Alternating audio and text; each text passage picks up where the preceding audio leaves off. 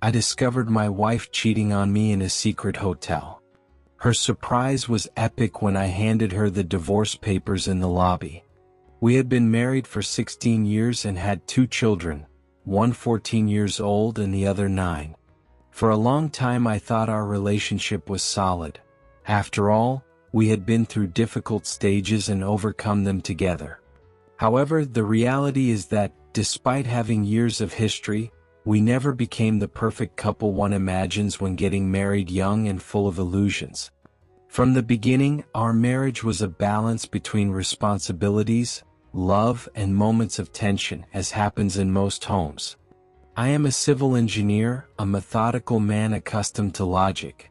My job demands order, precision, and a lot of dedication. Anna, my wife, is a manager at a well-known advertising agency. She has a creative, outgoing, and energetic personality. At first, that mix of personalities worked. She brought the spark, I provided the stability. During the early years our relationship was intense. We met at university, fell in love quickly, and getting married seemed natural. The wedding, the celebrations, the excitement of starting a life together. In time the children arrived, and although they changed our routines, we believed they united us even more. But routine and daily demands began to wear us down. It wasn't a sudden change, but a slow, almost imperceptible erosion. Anna started changing her attitude toward me. It wasn't easy to notice at first because the signs were subtle. Small comments, offhand remarks, avoided glances. What caught my attention was that, little by little, she began to criticize everything I did. The way I dressed, how I organized household chores, the way I spoke to our children. They weren't constructive criticisms but constant complaints. If I left a glass on the table I got a disapproving look. If I didn't participate in some family activity she let me know with sarcasm or phrases like, "Busy with work again while we're here?" At first I tried not to make a big deal of it. I thought maybe she was stressed from work or had worries she didn't want to share. I tried talking to her several times to understand what was happening, but the conversations always ended in arguments or awkward silences. Anna had a way of shutting down that made me feel any attempt to get closer was useless. The phrase I remember most, the one that hurt me deeply, was when she said, "You should know how to make me happy without me having to ask." I don't know if it was her way of telling me she expected more from me or just a disguised reproach, but that sentence made me feel I was missing something important in our relationship, something even she couldn't explain. Over time those small cracks became a wall. Anna began to distance herself, not just emotionally but physically as well. She spent more time at work or with friends, and when she was home she seemed disconnected. There were no more deep conversations or those moments when we simply sat down to share the day. Coexistence became cold and mechanical. My children, though young, started noticing the tension. One day my oldest surprised me by asking, "Why don't you and Mom talk like before?" That's when I realized the damage was no longer just to us but to the whole family. On top of that, Anna started comparing me to her boss. He was much younger, dynamic, and apparently successful. She would say things like, "Your boss does know how to motivate me, how to make me feel valued, you don't." Those words hurt because they came from someone who had shared so many years with me, but they also made me wonder if I had really stopped being the person she once loved. I never thought that distance would lead to something more serious. We had problems, yes, but I always believed we could solve them. However, the change in Anna became more evident and I realized she was no longer the same woman I married. One night, about a year and a half ago, I saw something that finally confirmed my suspicions.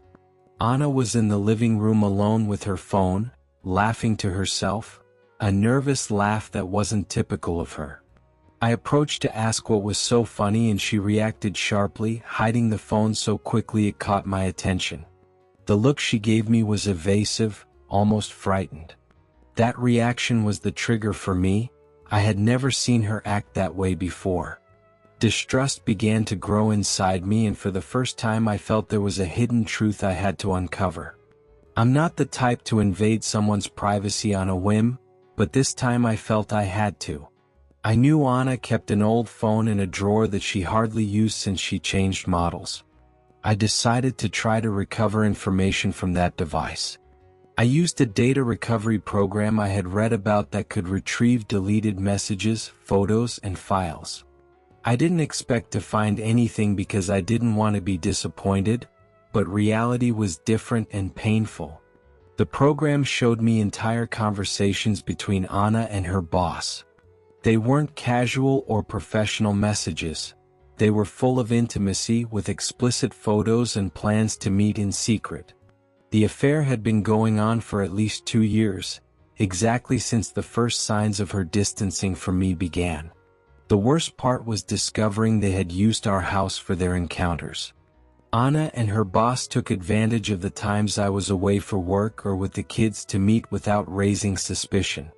That betrayal was a direct blow to my trust and to the home we had built together. I felt a mix of rage, sadness, and disappointment that I can't put into words. Everything I thought was solid crumbled. I wondered how I could have been so blind, how Anna could have done all that without me noticing. The following days were hard. I didn't know whether to confront her, keep investigating, or simply detach emotionally.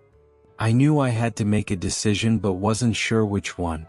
In the middle of that storm, I decided I needed support, someone who understood what I was going through and could help me take the next steps. That's when I thought of the boss's wife. I called Sophia, the wife of Anna's lover. At first she didn't want to believe it. She answered angrily and in disbelief, thinking I was making something up or had ulterior motives. But when I showed her the evidence, the photos, messages, and suspicious expenses, her attitude changed. Together we began gathering more proof. We reviewed both their bank statements and found charges for hotels and restaurants that had no explanation. We spoke to some agency employees who confirmed Anna and her boss disappeared together for hours, sometimes entire days. The conspiracy became clearer. We weren't the only victims and we had to act. We decided to prepare everything for a legal confrontation to protect our rights and those of our families. After sharing my findings with Sophia, we began coordinating efforts to collect solid evidence and prepare to face the situation in the best possible way. Sophia and I had never had contact before, and although there was initial distrust, the pain and betrayal quickly united us. We shared the same feeling of betrayal, the same emptiness left by the person we had loved and trusted. The first thing we did was exchange all the information each of us had. She provided her husband's bank statements while I shared the recovered messages from Anna's old phone, expense records, and photos that proved secret meetings. We reviewed every detail to confirm patterns, dates, and common locations. The infidelity was not only documented but clearly planned carefully for years. One of the most shocking discoveries was bookings at exclusive hotels in our city, especially a small boutique hotel that wasn't well known but offered a high level of privacy. There, according to employee testimonies, Anna and her boss met frequently, taking advantage of its discreet location away from their usual circles. We also found credit card charges for dinners and expenses at restaurants they frequented, none of which matched family or professional activities. There was overwhelming evidence they were using time and resources to maintain a parallel relationship. We spoke to some co-workers who, although reluctant to get involved, confirmed seeing Anna and her boss leave together on several occasions. She would arrive late to the office and disappear for hours without clear explanation. They had also noticed changes in both their behaviors but hadn't suspected the extent. Together, Sophia and I agreed we had to act simultaneously to prevent the situation from worsening. Our priority was to protect our children, avoid unnecessary public confrontations, and proceed legally to close this chapter with dignity and justice. It was a long and painful process. Both marriages were falling apart while we, the two injured parties, tried to stay calm and prepare for what was coming. In my case, I started gathering documentation for the divorce, legal advice, copies of all messages, proof of expenses, and testimonies. I wanted Anna to know there was no room for second chances, that I was ready to close that chapter. We had decided it was time to act firmly. After months collecting evidence, we planned a strategy to confront Anna directly and definitively. She had done everything possible to keep her affair secret, confident we would never find out. But we were ready to dismantle that lie. The key was the luxury hotel where Anna and her boss met regularly, a discreet place far from prying eyes that she believed was safe for their clandestine encounters. Sophia and I contacted a trusted sheriff who understood the seriousness of the matter and agreed to help us carry out this ambush without violence but with firmness. The plan was simple. Wait for Anna to arrive at the hotel for a rendezvous and stop her right there, show all the evidence, and hand her the divorce papers in person. We knew that moment would be decisive. The day came and Anna arrived on time as always. When she came out of the hotel room wearing only a white bathrobe, the sheriff and I were waiting in the lobby. The look of shock on her face was instantaneous. She never imagined we would be there. I handed her the papers with a steady hand and without a word. Her reaction was immediate and dramatic. She screamed through tears, "I can explain, this is a mistake, you don't know what you're doing." But there was no mistake or excuse that could save her. In a fit of rage, she tried to attack me, lunging to snatch the documents. The sheriff acted quickly, holding her back to keep the situation under control. There was no physical violence, but the tension was palpable. Meanwhile, Sophia was doing the same at her house, confronting her husband, who was equally caught in the web of lies. In both cases, the ambushes were an unexpected blow that left the cheaters speechless. After calming down a bit, Anna broke into sobs and started talking between tears, trying to justify herself. It was just sex, not love, attempting to downplay the betrayal. Then she shifted blame. "You neglected me, you never knew how to make me happy, this is your fault." She even suggested couples therapy as if that could fix anything after so much damage. But for me it was too late. Trust was shattered and the damage irreparable. That day we closed a dark chapter of our lives. What became clear is that words and promises are not enough when the truth is exposed. After the hotel confrontation, the legal process moved quickly, though it wasn't easy. I presented all the evidence to the judge: messages, photos, bank statements, and testimonies. The judge was uncompromising and made it clear that the infidelity had not only broken the marriage but also carried significant legal consequences. Due to the strength of the evidence, Anna lost virtually all rights to joint property and was denied alimony or financial compensation. She only kept her personal belongings and a few items assigned so as not to harm the children. This decision was a clear signal that justice does not reward betrayal or deceit when proven with solid evidence.